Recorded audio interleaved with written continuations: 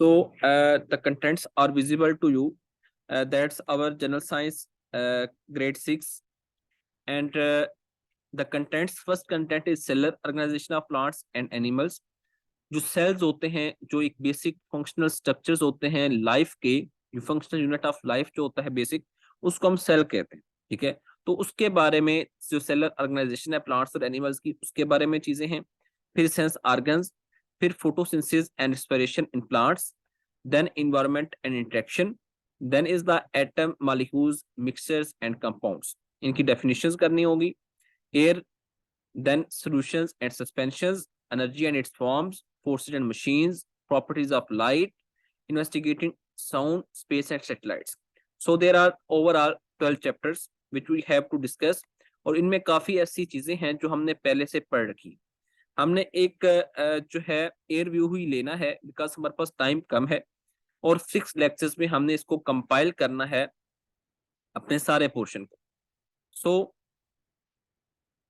Cellular organisation of plants and animals, इसमें अब firstly आप सेल पे जाते हैं।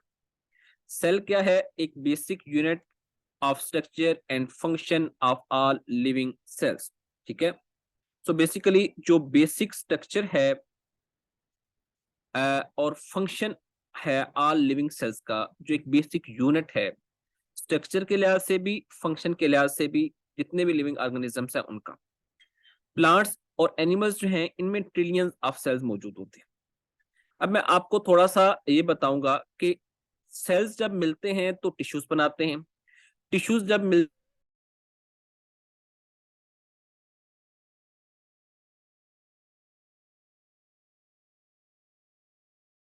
प्लांट्स और एनिमल्स जो है बेसिकली ट्रिलियंस ऑफ सेल्स से बने होते हैं। सो मैं आपको एक हायरार्की बता रहा था कि सेल्स जो हैं वो जब ग्रुप ऑफ सेल्स मिलते हैं तो टिश्यूज बनाते हैं, ग्रुप ऑफ टिश्यूज मिलते हैं तो ऑर्गन्स बनते हैं। ठीक है, और ग्रुप ऑफ ऑर्गन्स मिलते हैं तो ऑर्गन सिस्टम्स बनते हैं, और ऑर्गन सिस्टम जब कलेक्टिवली एक ऑर्गेनिज्म बना देते हैं, एक बॉडी बना देते हैं। ठीक है, सो आपको क्लियर होना चाहिए कि सेल जो है बेसिकली ये basic unit of structure and function of all living organisms है। ठीक है, ये क्वेश्चन मोस्टली पेपर्स में पूछा जाता है कि which is the basic unit of structure and function of all living organisms. ठीक है, अब आप जो है ये डिफरेंट सेल्स यहाँ पे डिस्क्राइब किए गए हैं। नर्व सेल्स का जो फंक्शन है बेसिक, वो क्या है कि बेसिकली मैसेज को कंडक्ट करना। उसके बाद व्हाइट ब्लड सेल्स होते हैं जो बेसिकली आपके कुव्वत मुदाफियती निजाम जो है, जिसको आप इम्यून सिस्टम होता है कहते हैं, उसको रेगुलेट करते हैं, फाइट करते हैं जो जम्स, उन जम्स के खिलाफ जो डिजीजेस काज करते हैं। उसके बाद आरबीसीज, आरबीसीज में का मेन जो काम है कि वो बॉडी में ऑक्सीजन को ट्रांसपोर्ट करते हैं। ऑक्सीजन जो है बेसिक नीड है हमारी जो लिविंग ऑर्गेनिजम्स है उनकी। उसके बाद मसल सेल्स क्या करते हैं? ये कंट्रैक्ट करते हैं और ब्रिंग करते हैं मूवमेंट्स, मतलब ये कंट्रैक्शन और रिलैक्सेशन के जरिए मूवमेंट लाते हैं। उसके बाद बोन सेल्स जो हैं ये बेसिकली बोन्स को प्रोड्यूस करते हैं ताकि बॉडी को शेप किया जा सके और सपोर्ट किया जा सके। इसके अलावा स्किन सेल्स जो हैं वो बॉडी को कवर करते हैं और इसकी जो इनर लेयर्स होती हैं उनको प्रोटेक्ट करते हैं।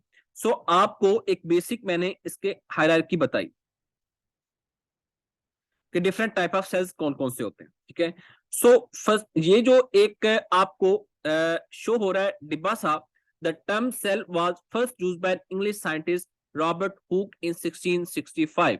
It's very important regarding your paper point of view, क्योंकि ये मोस्टली क्वेश्चंस मैंने देखा है पेपर्स में कि सेल को किसने यूज किया था? रॉबर्ट हुक ने। ठीक है, और उसने बेसिकली इसको एक माइक्रोस्कोप के अंदर ऑब्जर्व किया था, एक थिन स्लाइस ऑफ कॉर्क के की तरह का एक स्ट्रक्चर। ठीक है, और उसने इन स्ट्रक्चर्स को क्या कहा था? सेल्स कहा था। ठीक है, देन माइक्रोस्कोप एक ऐसा इंस्ट्रूमेंट होता है। अब माइक्रोस्कोप पे बात आ जाती है तो ये हमने पहले पढ़ा हुआ है कि माइक्रोस्कोप क्या होता है। तो ये एक इंस्ट्रूमेंट होता है जो ऐसी चीजों को देखने के लिए इस्तेमाल होता है जो हम नेकेड आई से नहीं देख सकते।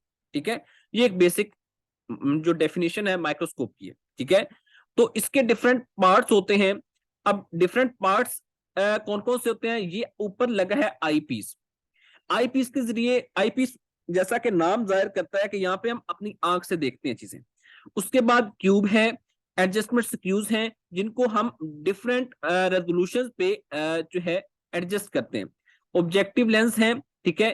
आर्म है जो बेसिकली सपोर्ट कर रहा हो।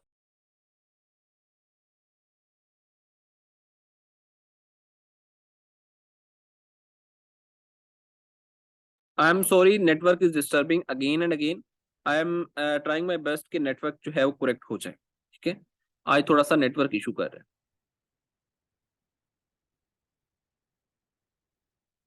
Is the screen visible to you?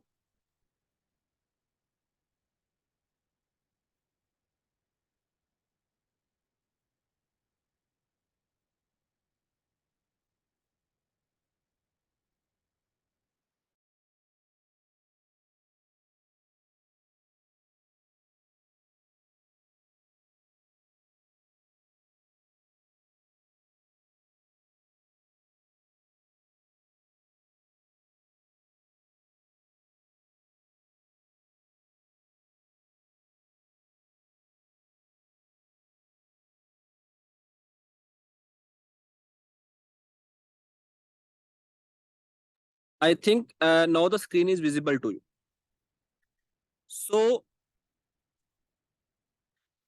जो हम पढ़ रहे थे different parts of the microscope के बारे में, eyepiece, adjustment screws, arm, tube, objective lens, stage, mirror and base. Mirror basically क्या करता है? मिरर का फंक्शन क्या होता है? रिफ्लेक्ट करता है लाइट को। क्या करता है? रिफ्लेक्ट करता है। ये बेसिकली मिरर जिस माइक्रोस्कोप में लगा होता है, ये बेसिकली पुरानी माइक्रोस्कोप्स हैं। अब नए जो माइक्रोस्कोप्स हैं उनमें मिरर नहीं होता, ठीक है। उनमें एक ऑटोमेटिक सिस्टम होता है। उसके बाद एनिमल सेल्स और प्लांट सेल्स, जो दो हमारी बेसिक्स जो चीजें हैं, एक है एनिमल सेल, एक है प्लांट सेल, ठीक है। तो एनिमल सेल और प्लांट सेल में हम डिफरेंस करेंगे with the help of diagram. आपकी जो स्क्रीन है उस पे दो सेल्स आपको शो हो रहे हैं, एनिमल सेल है और प्लांट सेल। आप अगर देखें कि एनिमल सेल में न्यूक्लियस बहुत बड़ा है, सेंटर में मौजूद है और बहुत बड़ा है। जो आपका प्लांट सेल है उसमें न्यूक्लियस जो है सेंटर पे मौजूद नहीं है, साइड पे मौजूद है, ठीक है। इसकी रीजन भी मैं आपको बताऊंगा। उसके बाद एंडोप्लाज्मिक रेटिकुलम दोनों में मौजूद है। वैक्यूल्स, आप वैक्यूल को अगर देखें एनिमल सेल में तो यहाँ पे बड़ा छोटा साइज है, लेकिन प्लांट सेल में अगर आप देखें तो वैक्यूल का साइज बहुत बड़ा है, ठीक है। उसके बाद आप एक डिफरेंशियल एक और चीज देखेंगे कि एनिमल सेल में सेल वॉल नहीं है, लेकिन जो प्लांट सेल है उसमें सेल वॉल भी मौजूद है।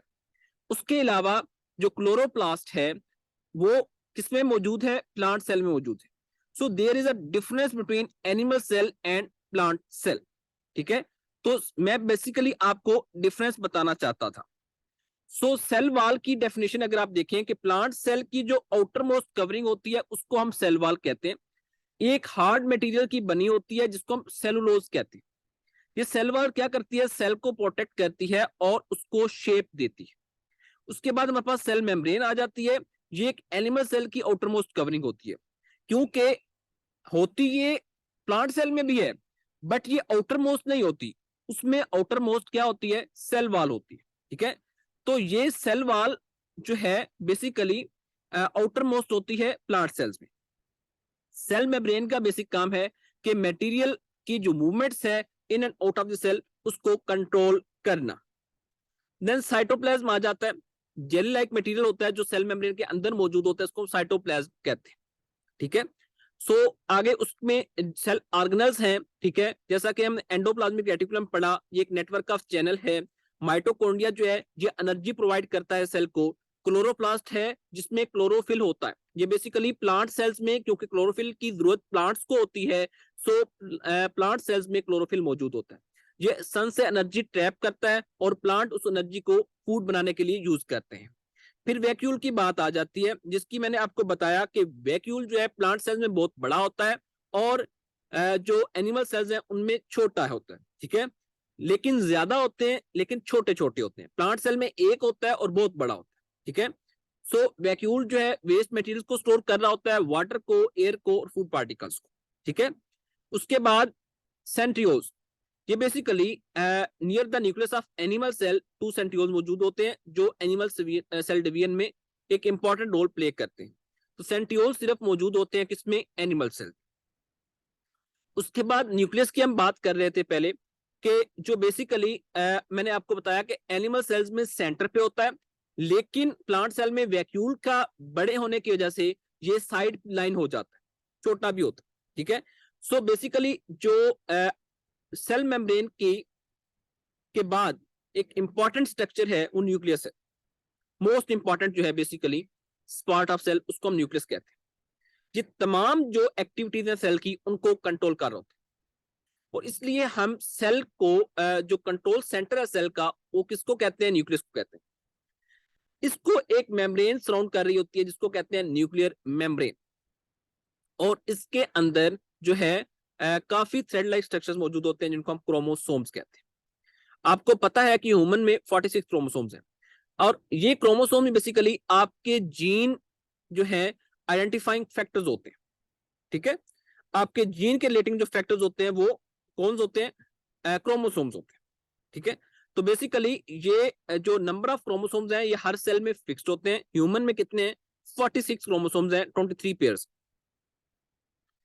उसके बाद ये प्लांट सेल्स और एनिमल सेल्स में डिफरेंस है जो मैं आपको पहले बता चुका हूं, ठीक है। आप यहां से देख सकते हैं वही चीजें हैं जो मैंने आपको पहले बता दी।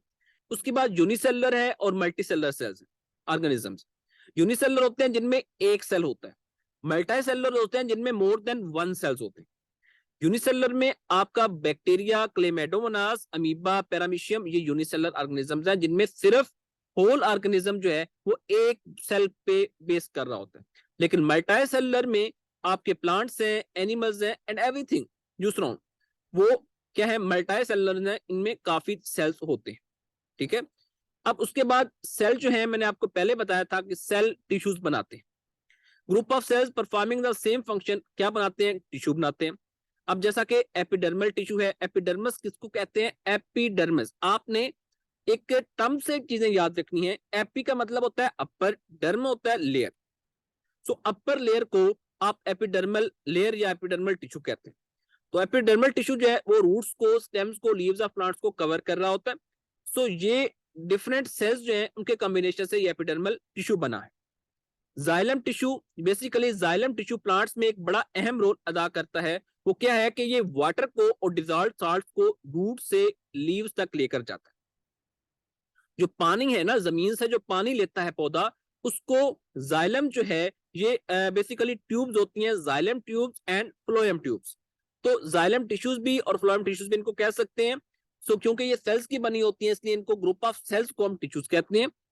तो जाइलम टिश्यू जो है ये पानी को और डिजॉल्व साल्ट जो होते हैं वो उनको रूट से लीव्स तक लेकर जाते हैं। फ्लोएम क्या करते हैं, ये प्रिपेयर्ड फूड को लीव से रूट्स तक लेकर जाते हैं, अदर प्लॉट्स ऑफ प्लांट्स तक लेकर जाते हैं। उसके बाद मिजोफिल टिश्यूज क्या करते हैं, ये बेसिकली हेल्प करते हैं, ये लीव्स में मौजूद होते हैं जो कि फूड बनाते हैं प्लांट्स के लिए। उसके बाद एनिमल टिश्यूज की अगर हम बात करें, मसल टिश्यूज हैं, बोन टिश्यूज हैं, ब्लड टिश्यूज हैं, और हमने पहले भी बात इनके बारे में की है। उसके बाद टिश्यूज फॉर्म ऑर्गन्स। टिश्यूज जो है, डिफरेंट टिश्यूज जो है ये इकट्ठे मिलके ऑर्गन बनाते हैं, ठीक है। सो जैसा कि लीफ है, ठीक है। उसके बाद फ्लावर है, ठीक है, ये भी ऑर्गन है प्लांट का। रूट है तो ये भी ऑर्गन है प्लांट का। एनिमल ऑर्गन्स देख लें तो हार्ट है जिसको हम दिल कहते हैं, टंग जबान, ठीक है, लिवर जिसको हम जिगर कहते हैं। तो ये सारे ऑर्गन्स हैं, आपने इनके फंक्शंस भी देख लेने। उसके बाद ऑर्गन से क्या बनता है, ऑर्गन सिस्टम्स बनते हैं। मैंने आपको सबसे पहले ये चीज बताई कि ऑर्गन से क्या बनता है, ऑर्गन सिस्टम्स बनते हैं। तो ये पूरी हायरार्की मैंने आपको बता दी थी पहले, तो आपने जैसे इसको देखते जाना है। अब देखें रूट सिस्टम है, रूट सिस्टम में काफी चीजें आ जाती हैं, रूट्स मौजूद होती हैं, ठीक है। तो बेसिकली डिफरेंट रूट्स मौजूद हैं, ठीक है, और उसकी ब्रांचेस मौजूद हैं, तो ये एक पूरा सिस्टम बना रही। शूट सिस्टम होता है जो आउटसाइड द ग्राउंड मौजूद होते हैं। रूट होता है जो इनसाइड द अर्थ या इनसाइड द ग्राउंड चीज मौजूद होती है, उसको हम कहते हैं रूट। और जो आउटसाइड द ग्राउंड या आउटसाइड द अर्थ चीज मौजूद होती है उसको हम कहते हैं शूट। तो शूट सिस्टम में आपके पास स्टेम्स आ जाती हैं, लीव्स आ जाते हैं, ब्रांचेस, फ्लावर्स, हर चीज मौजूद होती है। उसके बाद ह्यूमन ऑर्गन सिस्टम्स की अगर हम बात करें तो डाइजेस्टिव सिस्टम है।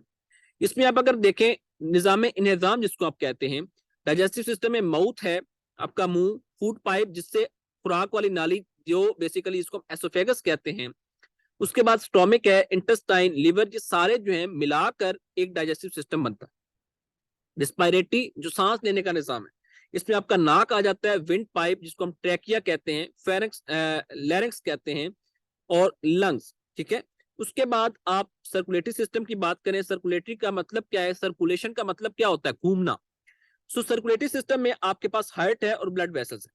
आपका खून जो है पूरे जिस्म में जाता है, तो एक सिस्टम के तहत जानता है। हार्ट उसको पंप कर रहा होता है, ब्लड को, ऑक्सीजनेटेड ब्लड को पंप कर रहा होता है heart different parts of body में, और अनऑक्सीजनेटेड ब्लड को पंप कर रहा होता है towards the lungs.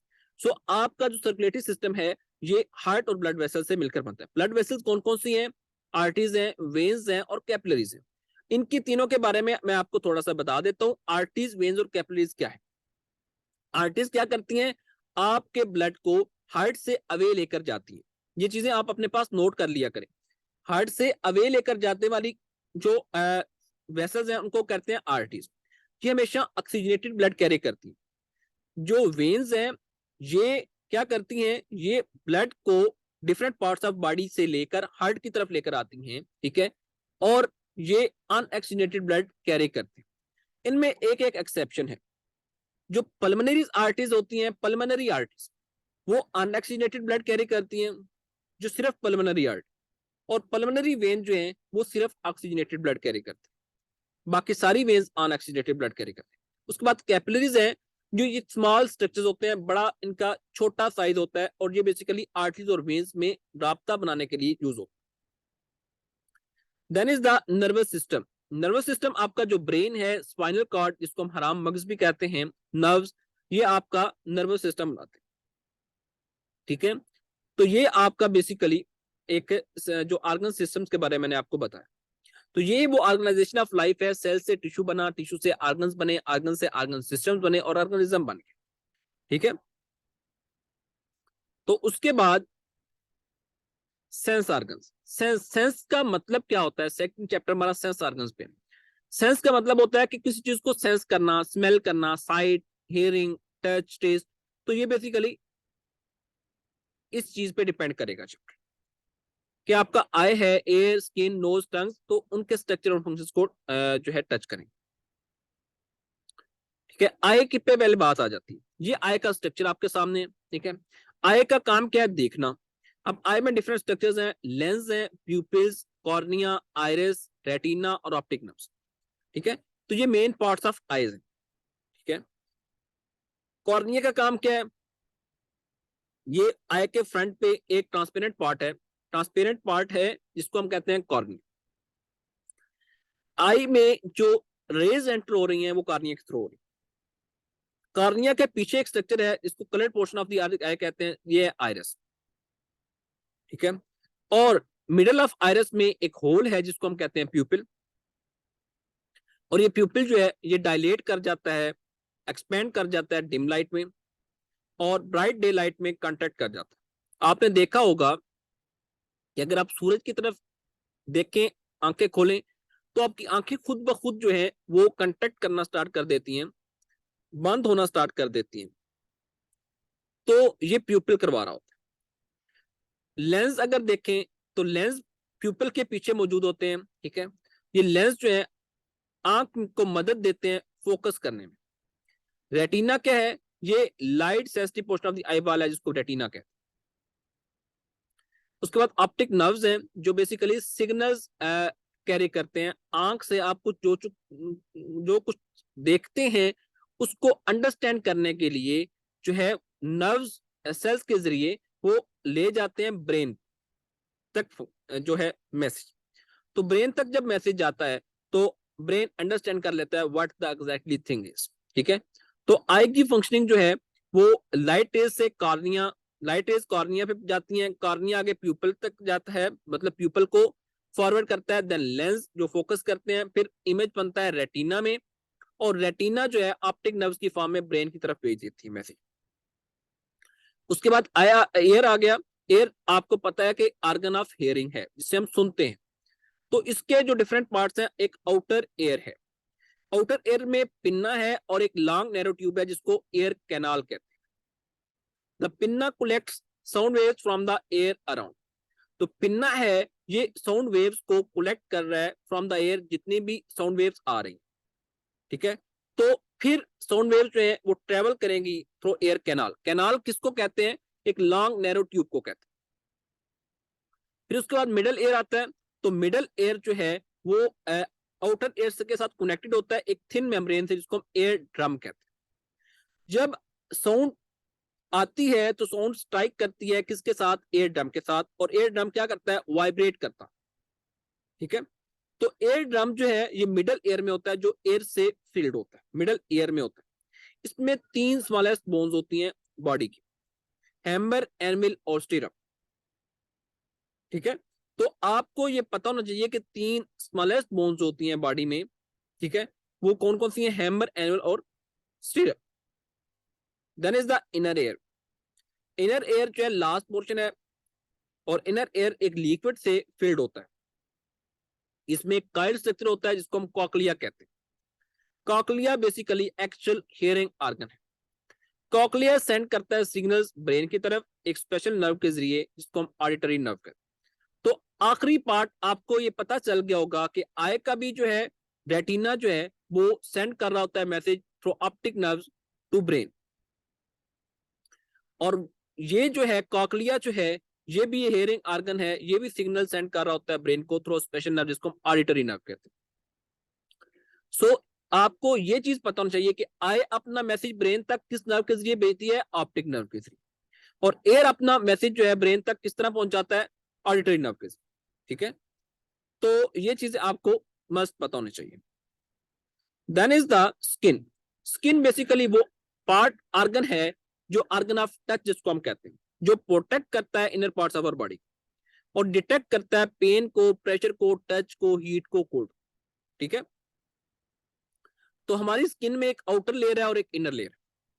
Outer layer में कलर पिगमेंट्स हैं और वो हमें हार्मफुल रेज ऑफ सन से बचाता है स्किन को। इनर लेयर में ब्लड वेसल्स मौजूद हैं जो मैंने आपको पहले बताई, नर्व्स मौजूद हैं, स्वेट ग्लैंड्स मौजूद हैं और रूट्स ऑफ हेयर्स मौजूद हैं। जो आपके बाल होते हैं उनके हेयर्स जो है वो इनर लेयर में मौजूद होते हैं, ठीक है। और ये लेयर जो है sensitive part of the skin होता है। देन हमारे पास नोज आ जाता है। नोज में आपके डिफरेंट पार्ट्स हैं। नोज बेसिकली क्या किस काम को किस चीज का रोल प्ले करता है? स्मेलिंग का, ठीक है। तो इसमें 2 ओपनिंग्स है जिसको हम नॉस्ट्रिल्स कहते हैं, नथने, ठीक है। सो हर साइड में एक एयर चैम्बर मौजूद है। रूफ ऑफ नोज जो है उसमें लाइनिंग ऑफ नर्व सेल्स मौजूद होती हैं जो सेंस करते हैं स्मेल को। जब कोई भी किसी किस्म का कोई ऑर्डर आता है, ठीक है, तो केमिकल्स जो एयर में मौजूद होते हैं वो नोज में एंटर होते हैं और ये नर्व सेल्स को टच करते हैं। नर्व सेल्स क्या करती हैं? ब्रेन तक मैसेज भेजती हैं थ्रू अल्फैक्टरी नर्व। आपको ये नर्व का मत पता होना चाहिए कि कौन सी नर्व किस में रोल प्ले कर रही है। सो अल्फैक्टरी नर्व के थ्रू मैसेज जा रहा होता है ब्रेन को। देन आ जाती है टंग। टंग पे बेसिकली ये आर्गन वो आर्गन है जो डिटेक्ट कर रहा होता है स्वीट को, साल्टी, सोर and bitter taste. So taste buds जो है मौजूद होते हैं किस में? अपर सरफेस ऑफ टंग, ठीक है। तो upper surface of tongue basically lumps, pimple with many pimples, जिनको हम लंप्स कहते हैं, और इन लंप्स के दरमियान टेस्ट बर्ड्स मौजूद होते हैं। हर टेस्ट बर्ड के पास काफी नर्व सेल्स होते हैं। When particle of food touch the taste buds, nerve sends signals of taste to the brain. तो ब्रेन को मैसेज चला जाता है थ्रू द टेस्ट बड्स, ठीक है। और इससे हम जो है सेंस कर सकते हैं कि स्वीट थिंग थी, साल्टी थी, सोर थी, बिटर टेस्ट था, कैसा टेस्ट। सो ये आपका चैप्टर नंबर 2 था। उसके बाद photosynthesis and respiration in plants. Photosynthesis और रिस्पिरेशन को आपको पता ही है कि फोटोसिंथेसिस हम किसको कहते हैं? एक फूड मेकिंग प्रोसेस को कहते हैं। और रिस्पिरेशन हम किसको कहते हैं? एनर्जी प्रोड्यूसिंग प्रोसेस को कहते हैं। अब फोटोसिंथेसिस बेसिकली होती है सिर्फ प्लांट्स, रिस्पिरेशन होती है प्लांट्स और एनिमल्स दोनों। फोटोसिंथेसिस की अगर हम बात करें तो ड्यूरिंग द सनलाइट प्लांट्स का काम क्या है कि वो ऑक्सीजन जो है वो एक्सक्लूड करते रहते हैं, अपने आप से निकालते रहते हैं, और कार्बन डाइऑक्साइड जो है उसका इनटेक करते हैं, कार्बन डाइऑक्साइड लेते हैं और सनलाइट के हेल्प से अपनी फूड प्रिपेयर कर रहे होते हैं, ठीक है, जो वो अपने सर्वाइवल के लिए यूज करते हैं। पहली बात आपको ये क्लियर हो जानी चाहिए। रिस्पायरेशन में क्या है, रिस्पायरेशन बेसिकली गैसेस का एक्सट्रूड करना और जो है इनलेट करना। फॉर एग्जाम्पल हम जो है इंसान जो है वो ऑक्सीजन ले रहे होते हैं, इनटेक कर रहे होते हैं, ठीक है, और इन रिटर्न कार्बन डाइऑक्साइड जो है वो उसको एक्सट्रूड कर रहे होते हैं अपनी बॉडी से, ठीक है, थ्रू द नोज और माउथ। सो आपको ये चीज पता होनी चाहिए। प्लांट्स के बारे में भी आपको ये पता होना चाहिए कि ड्यूरिंग डे टाइम ही ये ऑक्सीजन जो है रिलीज कर रहे होते हैं, ड्यूरिंग नाइट टाइम ये भी हमारी तरह सेम इनका प्रोसेस हो जाता है, ये भी ऑक्सीजन ले रहे होते हैं और कार्बन डाइऑक्साइड रिलीज कर रहे होते हैं। इसलिए ये कहा जाता है कि रात टाइम ये प्रेफरेबल नहीं है कि दरख्त के नीचे सोया जाए, क्योंकि दोनों जो है वो कार्बन डाइऑक्साइड रिलीज कर रहे हैं और कार्बन डाइऑक्साइड की कंसंट्रेशन इंक्रीज कर जाती है एनवायरमेंट में। सो दरख्त के नीचे नहीं सोना चाहिए रात को। तो लीफ के बारे में अगर आप देखें तो इसमें कुछ लेयर्स होती हैं, एक एपिडर्मिस है, एपी का मैंने आपको मतलब बताया कि आउटर। तो अब जो आउटर है लेयर उसको हम एपिडर्मिस कहते हैं। उसके बाद मेसोफिल है और वेस्कुलर बंडल। एपिडर्मिस में एक अपर एपिडर्मिस है और एक लोअर एपिडर्मिस। लोअर एपिडर्मिस में स्टोमेटा मौजूद होती है और हर स्टोमेटा में एक ओपनिंग होती है, ठीक है, और दो बीन शेप्ड गार्ड सेल्स मौजूद होते हैं। इसमें बेसिकली ऑक्सीजन का exchange carbon dioxide water vapours का जो है वो स्टोमेटा के जरिए हो रहा होता है। उसके बाद मेसोफिल है, अपर और लोअर एपिडर्मिस के दरमियान एक जो है मौजूद होती है, वो है मेसोफिल। मेसोफिल में जो है ऐसे सेल्स के बनी होती है जिसमें क्लोरोप्लास्ट होते हैं। क्लोरोप्लास्ट बेसिकली क्या है कि क्लोरोप्लास्ट के अंदर एक ग्रीन पिगमेंट मौजूद होता है जिसको हम क्लोरोफिल कहते हैं। क्लोरोफिल क्या करता है, लाइट एनर्जी को ट्रैप करता है जो अपनी फूड मेकिंग प्रोसेस के लिए यूज करता है, ठीक है। तो मेसोफिल वो रीजन है जहां पे फूड मेकिंग प्रोसेस को हम फोटोसिंथेसिस कहते हैं वो होता है। उसके बाद वेस्कुलर बंडल है, जाइलम और फ्लोएम की बात है तो ये मैं आपसे पहले डिस्कस कर चुका हूं। उसके बाद फोटोसिंथेसिस का प्रोसेस आ जाता है। तो फोटोसिंथेसिस का जो प्रोसेस है मैंने आपको बताया कि कार्बन डाइऑक्साइड प्लांट्स यूज कर रहे होते हैं और वाटर यूज कर रहे होते हैं in terms of sunlight and chlorophyll. So इसको हम फोटोसिंथेसिस कहते हैं। सो आपकी जो डेफिनेशन है, फुल कंप्लीट डेफिनेशन वो क्या है कि प्लांट्स अपनी फूड बना रहे होते हैं कार्बन डाइऑक्साइड को यूज करते हुए और वाटर को यूज करते हुए in the presence of sunlight and chlorophyll. Chlorophyll का होना भी जरूरी है, सनलाइट का होना भी जरूरी है, तो इसको हम फोटोसिंथेसिस कहते हैं। तो कार्बन डाइऑक्साइड और वाटर यूज करके ये क्या बनाते हैं, ग्लूकोज बनाते हैं और ऑक्सीजन बनाते हैं। उसके बाद फोटोसिंथेसिस की इंपॉर्टेंस क्या है। फोटोसिंथेसिस बेसिकली ग्लूकोज जो है जो प्रोडक्ट्स हैं फोटोसिंथेसिस के, ग्लूकोज और ऑक्सीजन है। मैंने आपको बताया कि प्लांट्स ड्यूरिंग डे टाइम क्या रिलीज कर रहे होते हैं, ऑक्सीजन रिलीज कर रहे होते हैं। सो इसके प्रोडक्ट्स क्या हुए, ग्लूकोज और ऑक्सीजन। उसके बाद effects of different factors, light effect कर रही होती है, कार्बन डाइऑक्साइड इफेक्ट कर रही होती है, टेम्परेचर इफेक्ट कर रहा होता है। लाइट किस तरह कि लाइट को यूज करते हुए फोटोसिंथेसिस होगी वरना नहीं होगी। कार्बन डाइऑक्साइड क्या होगा, कार्बन डाइऑक्साइड का रोल क्या होगा, ये basically carbon dioxide which plant absorb from air is essential component for photosynthesis. क्योंकि मैंने आपको बताया कि ड्यूरिंग डे टाइम जब फोटोसिंथेसिस हो रही होती है तो कार्बन डाइऑक्साइड को एब्जॉर्ब करना जरूरी है प्लांट्स के लिए, ठीक है। सो कार्बन डाइऑक्साइड का लेवल ज्यादा होगा तो ज्यादा फोटोसिंथेसिस होगी। तो लेवल जो होता है कार्बन डाइऑक्साइड का एयर में वो कितना होता है, 0.03 टू 0.04%। उसके बाद टेम्परेचर जो है जो 25 टू 35 डिग्री सेल्सियस टेम्परेचर है वो रिक्वायर्ड होता है for the process of photosynthesis. वहां पे अच्छी फोटोसिंथेसिस हो रही होती है। वाटर भी जरूरी है और उसके अलावा क्लोरोफिल एक मैंने आपको बताया कि ग्रीन पिगमेंट है, ठीक है, जो क्लोरोप्लास्ट के अंदर मौजूद होता है और ये बेसिकली फूड मेकिंग प्रोसेस में हेल्प आउट कर रहा होगा। उसके बाद ये आपको स्ट्रक्चर्स में आपको पहले बता चुका हूं, ऊपर यही डिस्कस हमने किए हैं। उसके बाद रिस्पिरेशन के बारे में मैंने आपको पहले बताया कि carbon dioxide plant during day time ले रहे होते हैं और रिलीज क्या कर रहे होते हैं, ऑक्सीजन। लेकिन नाइट में क्या होता है, ऑक्सीजन ले रहे होते हैं और कार्बन डाइऑक्साइड क्या कर रहे होते हैं, रिलीज कर रहे होते हैं। So they are the different process, ये आप पढ़ सकते हैं। तो फोटोसिंथेसिस और रिस्पिरेशन में एक तो ये डिफरेंस हो गया। दूसरा ये है कि फोटोसिंथेसिस एक कंटिन्यूस प्रोसेस नहीं है, रिस्पिरेशन एक कंटिन्यूस प्रोसेस है, ठीक है। तो आप देखें कि फोटोसिंथेसिस सिर्फ प्लांट्स में होती है, ये कंपेरिजन लिखा हुआ है। रिस्पायरेशन मैंने आपको पहले भी बताया कि तमाम ऑर्गेनिज्म से होती है। फोटोसिंथेसिस एक फूड मेकिंग प्रोसेस है, रिस्पायरेशन एक फूड यूजिंग प्रोसेस है। उसके बाद फोटोसिंथेसिस जो है इसमें एनर्जी को ट्रैप किया जाता है ताकि ग्लूकोज प्रोड्यूस किया जा सके। लेकिन रिस्पायरेशन में क्या होता है कि ग्लूकोज को ब्रेक किया जाता है ताकि एनर्जी रिलीज की जा सके। ठीक है। उसके बाद कार्बन डाइऑक्साइड और वाटर फोटोसिंथेसिस में यूज होते हैं ताकि ग्लूकोज बनाई जा सके और ऑक्सीजन बनाया जा सके। लेकिन रिस्पायरेशन में क्या होता है, ग्लूकोज और ऑक्सीजन को यूज करके कार्बन डाइऑक्साइड बनाई जाती है, वो रिलीज होती है, वाटर और एनर्जी रिलीज होती है। उसके बाद हमारे पास इन्वायरमेंट एंड इंटरेक्शंस आ जाते हैं चैप्टर। तो इन्वायरमेंट एंड इंटरेक्शन के बारे में अगर हम बात करें तो जो हमारे इर्द गिर्द की चीजें हैं, everything around an organism that affects its life is known as is called as environments. इसके इन्वायरमेंट कहते हैं। इन्वायरमेंट में दो कंपोनेंट्स होते हैं, एक होता है बायोटिक कंपोनेंट्स, एक होते हैं एबायोटिक कंपोनेंट्स। बायोटिक कंपोनेंट्स हम कहेंगे जो लिविंग हैं उनको हम बायोटिक कहेंगे।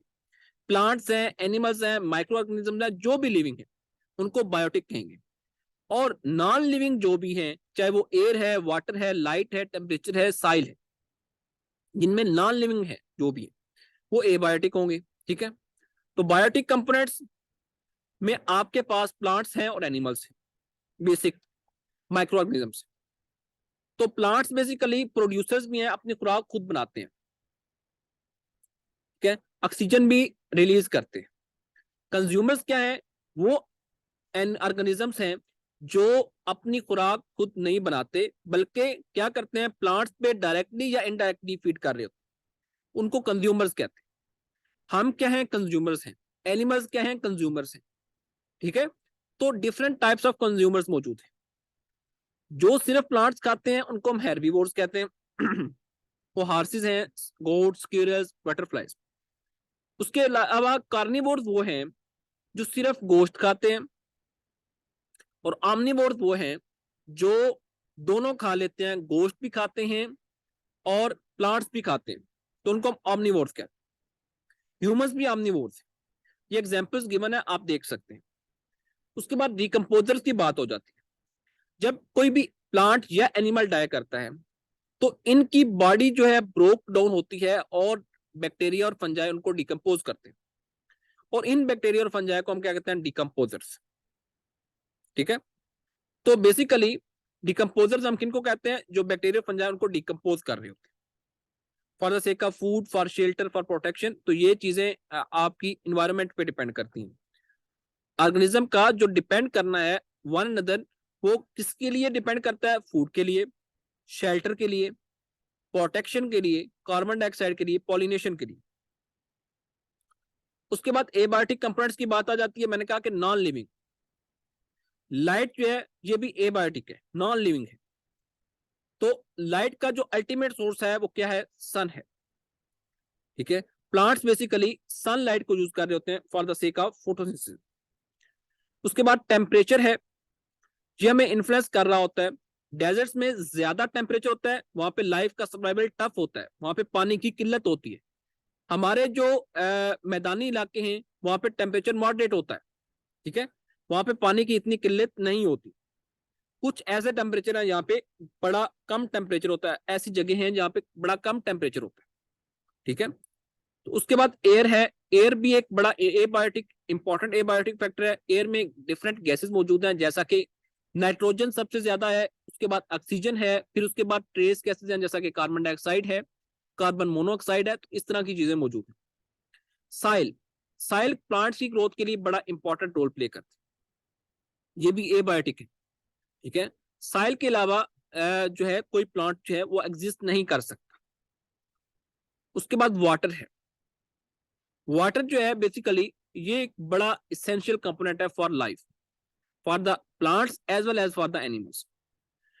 पानी के बगैर ना इंसान, ना जानवर, ना कोई और चीज लिविंग ऑर्गेनिज्म जिंदा नहीं रह सकता। ठीक है। सो जो डेजर्ट्स में ऑर्गेनिज्म रह रहे होते हैं उनके पास ऐसे स्पेसिफिक स्पेशल फीचर्स होते हैं, क्योंकि वहां पानी कम होता है तो अपनी बॉडीज में पानी को स्टोर कर लेते हैं। जैसा कि कैक्टस है, एक डेजर्ट प्लांट है। कैमल्स हैं, वो डेजर्ट एनिमल्स। उनको हम डेजर्ट एनिमल कहते हैं। उसके बाद ऑर्गेनिजम्स का आपस में जो रिलेशनशिप होता है, एक होता है प्रीडेटर प्रे रिलेशनशिप। प्रीडेटर होता है जो किसी दूसरे जानवर को मारता है, खाता है, उसको हम प्रीडेटर कहते हैं। प्रे वो होता है जो बेसिकली खाया जाता है, जिसको प्रीडेटर खाता है। सो जो प्रीडेटर और प्रे के दरमियान रिलेशनशिप है उसको हम क्या कहते हैं, प्रीडेशन कहते हैं। उसके बाद पैरासाइटिज्म। पैरासाइटिज्म बेसिकली दो ऑर्गेनिजम्स के दरमियान वो रिलेशनशिप है जो जिसमें एक को नुकसान होता है और एक को फायदा होता है। फॉर एग्जाम्पल ऑर्गेनिजम्स के, अब लिविंग ऑर्गेनिजम्स हैं, उनके अंदर भी कीड़े हो सकते हैं। अब वो जो कीड़े मौजूद होते हैं एक बॉडी में, उनको हम पैरासाइट्स कहते हैं। और जो पैरासाइट्स को खुराक मुहैया कर रहा होता है उसको हम होस्ट कहते हैं। क्योंकि एक एनिमल बॉडी कह लें, लिविंग ऑर्गेनिज्म ह्यूमन की बात कर लें, तो कई दफा बच्चों के अंदर कीड़े होते हैं। तो वो कीड़े जो होते हैं, हुकवर्म होते हैं, फ्लैट वर्म होते हैं, ठीक है। तो वो बेसिकली क्या होते हैं, वो पैरासाइट्स होते हैं। वो खुराक ले रहे होते हैं बॉडी से, ठीक है।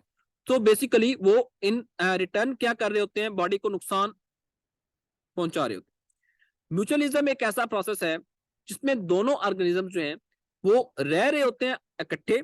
ये एक फ्रेंडली रिलेशनशिप होता है, दोनों एक दूसरे को फायदा दे रहे होते हैं, ठीक है। तो इनकी एग्जांपल्स भी आपने देख लेनी है। उसके बाद एक और सिम्बियोसिज्म का एक होता है जिसमें दोनों को ना एक दूसरे से नुकसान होता है ना कोई फायदा होता है। तो यहाँ पे गिवन नहीं है, लेकिन वो नेक्स्ट किसी जब हम पढ़ेंगे तो आ जाएगा।